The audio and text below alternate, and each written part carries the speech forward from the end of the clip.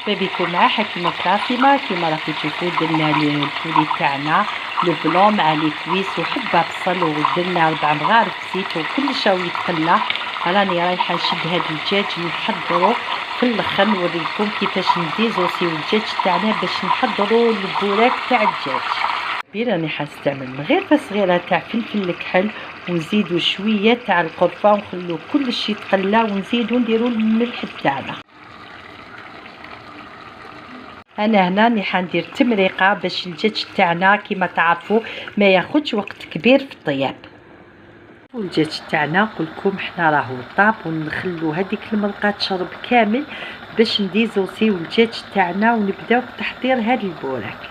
الدجاج تاعنا انا هنا راني ديزوسيتو كيما راكم تشوفوا. هذا الدجاج طاب بالبصل ورانا حنديروا له المعدنوس ونزيدوا الميكسيوه مليح وما نساوش ثاني راني حنزيد ندير له الفرماج. الدجاج تاعي نحيت له كاع داك العظم وزدنا كراسيناه ورانا حين بسم الله نديروا له هذيك الرشه تاع المعدنوس ونكملوا نزيدوا له الفرماج. هنا راني حندير 2 بواط من هذا الفرماج الامير هو اللي رانا حنديروا به البوراك تاع الدجاج.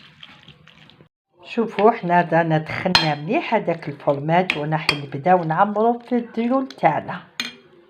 شوفوا الديول تاعنا نقولكم بدينا بسم الله على بركه الله نبداو نعمرو فيهم. شوفوا الطريقه انا ديما تاعي اللي نبدا بها بسم الله. قلتلكم هذا البولي تاع نهار اليوم. شوفوا نقولكم بوراك تاع البولي يعني خفيف بالبزاف. انا هنا نحبه كيما راكم تشوفوا الطريقه سهله وانا هنا راني نعمر فيه ما نعمروش بزاف. كيما تعرفوا البولي ماشي حاجه اللي تعمر يعني كبيره كيما بوراك تاع البطاطا يجي خفيف. بسم الله ونكملوا نزيدوا الثانيه معاكم.